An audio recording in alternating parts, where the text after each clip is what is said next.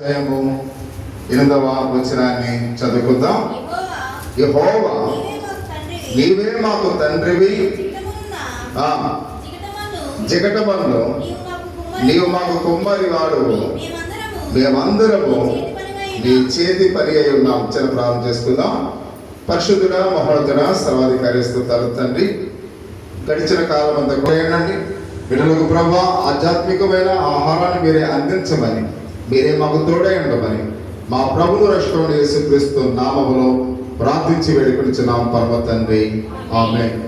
ప్రియ సహోదరి సహోదరులారా, పరిశుద్ధ దేవునికి లేఖన భాగములో మనం ఆలోచన చేస్తూ ఉన్నప్పుడు జీవితమును మలుచు పరమ కుమారి అనే దాని గురించి కొన్ని సత్యాలు మనం తెలుసుకుందాం.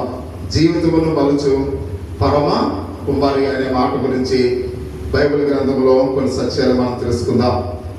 ఇందాక చదవబడిన లేఖన భాగంలో యెహోవా నీవే మాకు తండ్రివి, మేము జిగటమన్ను నీవు మాకు కుమ్మరి వాడవు, మేమందరము నీ చేతి పని ఉన్నాము అని పరిశుద్ధ గ్రంథములు మనం చూస్తూ ఉన్నాం.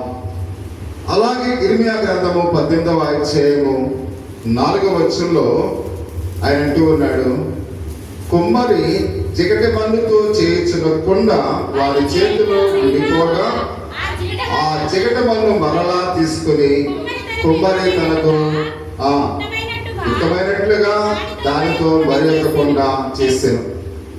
ప్రియ సహోదరి సహోదరులారా, మన పరమ కుమ్మరి ప్రభు యేసుక్రీస్తు వారు అయి ఉన్నారని పరిశుద్ధ గ్రంథంలో మనం చూస్తూ ఉన్నాం. మన పరమ కుమ్మరి ఎవరంట? మన ప్రభు అయిన యేసుక్రీస్తు వారు. ఆయన మన జీవితాన్ని మలుచువాడుగా ఉన్నాడు. అంటే మన జీవితాన్ని ఆయన సరిచేసేవాడుగా ఉన్నాడు అని పరిశుద్ధ గ్రంథంలో అయితే మనం చూస్తూ ఉన్నాం. ఎందుకంటే ఆయన మన జీవితాల్లో ఏవైతే విరిగిపోయి ఉన్నాయో, ఎప్పుడైతే ఎడబాపినట్లుగా మనం చూస్తూ ఉన్నామో, అంత మాత్రమే కాకుండా చేదు వైరాగాన్ని మన హృదయంలో ఎప్పుడైతే లోతైన దెబ్బలు సాతాను మన కుటుంబాలు ఎప్పుడైతే అలజడి సృష్టిస్తుందో, అటువంటి విరిగిపోయిన పాత్రలుగా ఉన్న మనలను ఆయన సరైన పాత్రలుగా చేస్తూ ఉన్నాడు. ఎందుకంటే మన కుటుంబాల్లో మనం చూస్తున్న సాతాను అనేక విధాలుగా ప్రతి కుటుంబాన్ని ఏదో విధంగా శోధనకు గురి చేస్తూ ఉన్నట్లుగా మనం చూస్తూ ఉన్నాం.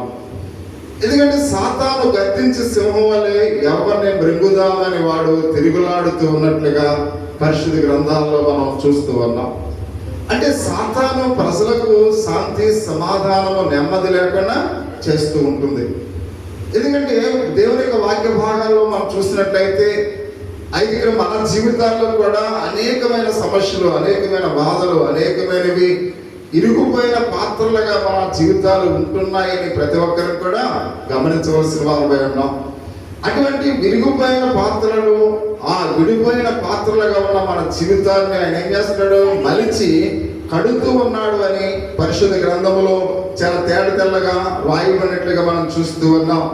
ఎందుకంటే ప్రియ సహోదరి సోదర, ఆ విడగొట్టిన ఆ యొక్క ముమ్మారు ఆయన మనల్ని ఏ విధంగా జ్ఞాపకం చేసుకుంటూ ఉన్నాడో ఈ మాటలు మనకి తెలియపరుస్తున్నట్లుగా మనం చూస్తూ ఉన్నాం. ఇంకా ఎన్నో కుటుంబాలు బంధకాల్లో ఉన్నాయి ప్రియా సహోదరి సహోదర. అనేకమైన కుటుంబాలు ఇంకా అనేకమైన కష్టాల్లో ఉన్నాయని లేఖన భాగాల్లో మనం చూస్తూ ఉన్నాం. ఎందుకంటే పాపపు బానిసత్వంలో చిక్కుకున్న అనేక కుటుంబాలను మనం చూస్తూ ఉన్నాం. అంత మాత్రమే కాకుండా ఇక్కడ సహోదరి సహోదర అప్పుల బాధలతో కురుకుపోతున్న కుటుంబాలు అనేకమైనవి ఉన్నాయి. ఆర్థిక పరిస్థితుల్లో నలిగిపోతూ ఎన్నో ఇరుకులు, ఇబ్బందులు, సమస్యల మధ్య నలిగిపోతున్న కుటుంబాలు అనేకమైనవి మన చుట్టూ ఉన్నాయి అనే విషయాన్ని మనం గమనించవలసిన వారిగా మనం చూస్తూ ఉన్నాం.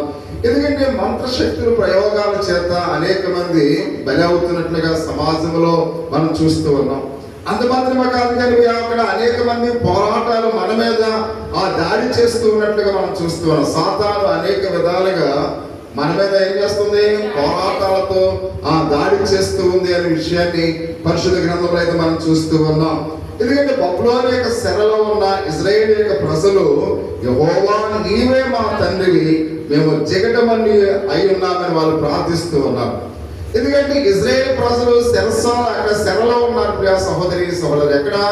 బబులోను యొక్క చెరలో ఉన్నారు. అంటే శర అంటే మనం గమనించినది వారు కఠిన బానిసలుగా అక్కడ ఉన్నారు. వారి మీద వారికి ఎటువంటి అధికారం లేదు, వారు ఎటువంటి ఆ స్వతంత్రత వారికి లేనట్లుగా మనం చూస్తూ ఉన్నాం.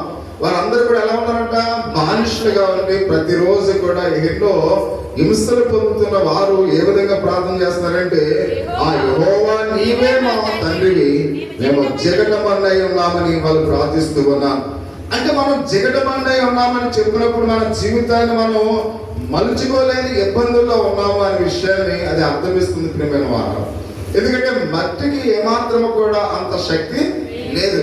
అంటే మనం మట్టి అయి ఉన్నాం అంటే మన మీద మనకు ఎటువంటి శక్తి లేదు అని ఇక్కడ ప్రతి ఒక్కరు కూడా అంటే మనకు మనమే ఏ విధంగా కూడా తప్పించుకునే వారుగా మనము లేము అనే విషయాన్ని ప్రతి ఒక్కరం కూడా గమనించవలసిన వారైట్లుగా మనం చూస్తూ ఉన్నాం.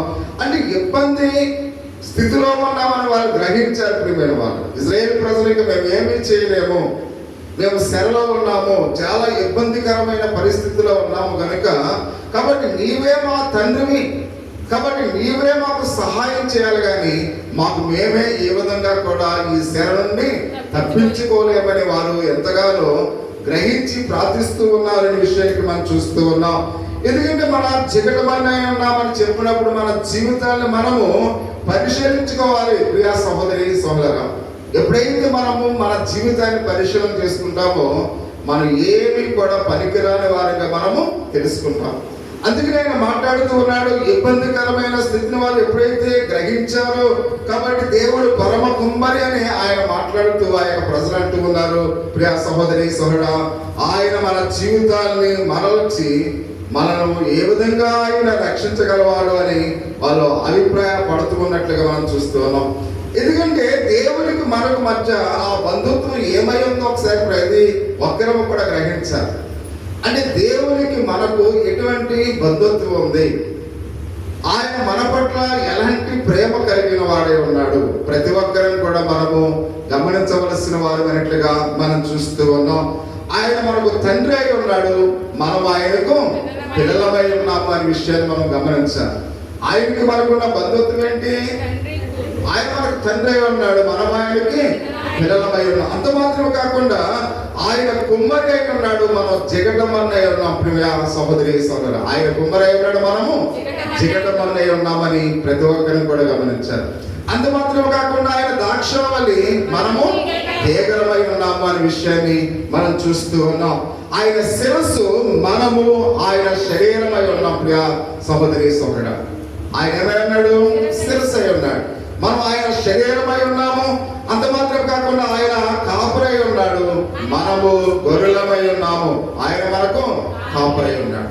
అంత మాత్రం కాకుండా ఆయన తలరాయి ఉన్నాడు, మనము కట్టడం ఆయన ఇక్కడ ఒక గోడ వలె ఉన్నాము అనే విషయాన్ని మనం గమనించాలి. ఆయన మూలకు తలరాయి ఉన్నాడు, మనము గోడ వలె ఉన్నాము అనే విషయానికి మనం చూస్తూ ఉన్నాం. ఆయన ఆత్మీయ తండ్రిగా ఉన్నాడు, పెళ్లి కుమారుడిగా ఉన్నాడు, మనము పెళ్లి కుమార్తెగా వధువు సంగముగా ఉన్నాము అనే విషయాన్ని పరిశుద్ధ గ్రంథములు మనం గ్రహించవలసిన వారమై ఉన్నాం.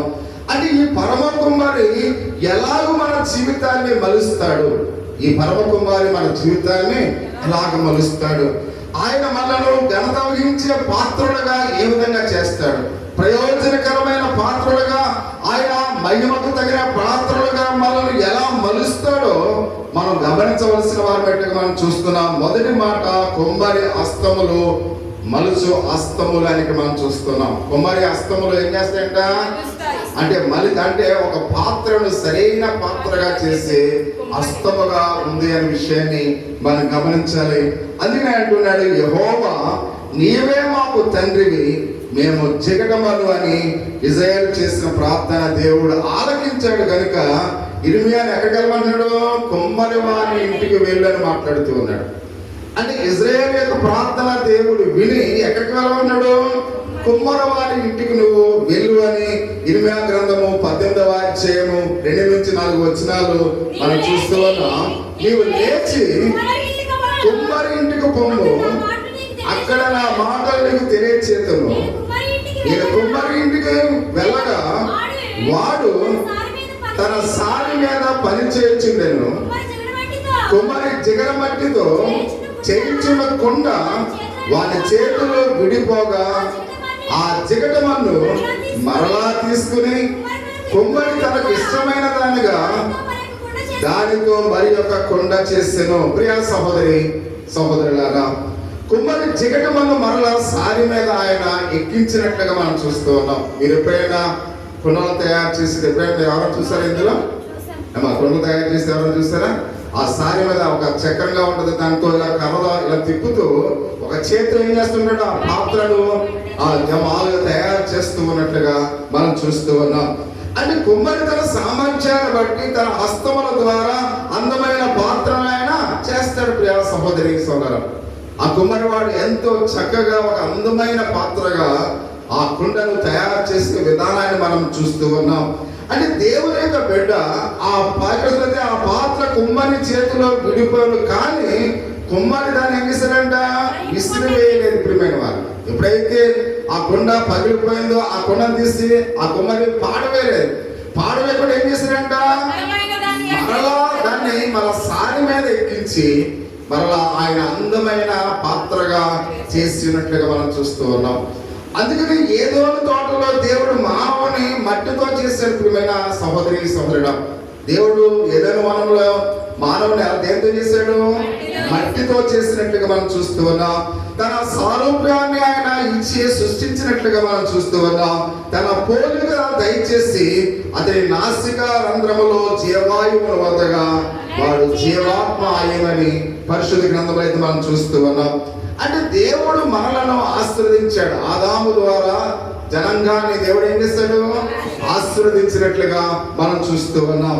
అంటే ఆశీర్వాదము ఇక్కడ ఆశీర్వదించి అధికారాన్ని కూడా మానవుడికి ఇచ్చేటమైన వారు.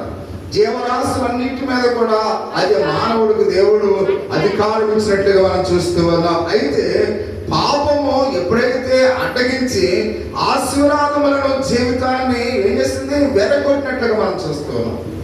కాబట్టి దేవుడు సర్వాధికారాలు ఇచ్చాడు, ఆశీర్వాదాలు ఇచ్చాడు, కానీ పాపము ఆదాము యొక్క శరీరాన్ని ఏం చేస్తుంది, వెరగొట్టింది. ప్రియ సహోదరి, అంటే పనికొచ్చే పాత్రగా దేవుడు చేస్తే పాపము పనికిరాని పాత్రగా ఆ మాలగా మలిచినట్లుగా పరిశుద్ధ గ్రంథంలో మనం చూస్తూ ఉన్నాం.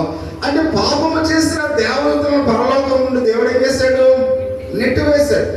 వీరు పరలోకంలో ఇంకా ఉండడానికి ఏమాత్రం కూడా అర్హత లేదని ఆ పాపము చేసిన దేవదూతలను పరలోకము నుండి భూలోకానికి నెట్టివేసినట్లుగా మనం చూస్తూ ఉన్నాం.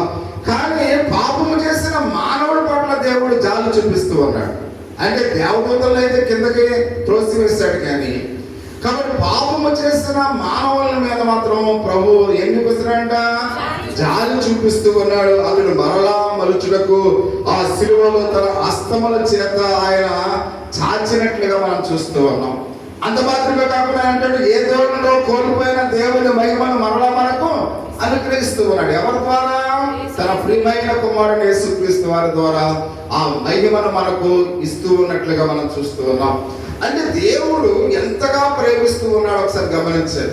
ఎందుకంటే పాప స్వభావం కలిగిన మనము ఈ రోజు దేవుని మందిరములో దేవుని ఆరాధిస్తున్నామంటే అది కేవలం దేవుని కృప మాత్రమే, దేవుని ప్రేమ మాత్రమే.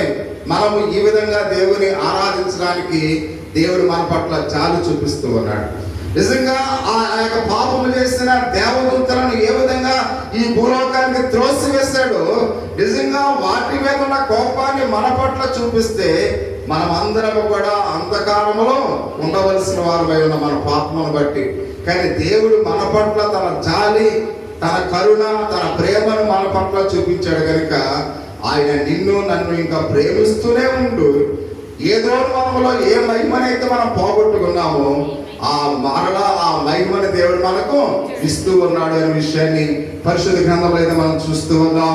ఎందుకంటే శిల్పకు ఒక మైకిల్ అనే ఒక అతడు తన స్నేహితుడు ఏం చేశాడంటే అడవి మార్గంలో నడుస్తున్నప్పుడు ఒక మాలుగా ఒక ఎత్తైన కాబట్టి రాయిని ఒక దూత కింద దేవదూత కింద చెక్కాడు.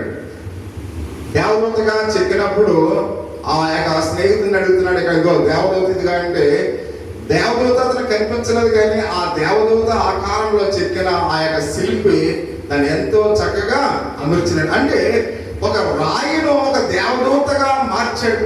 సహోదరి సోదరుడు, అంటే పాప జీవితాన్ని కలిగి ఉన్న మనలను కూడా ఆయన పరిశుద్ధ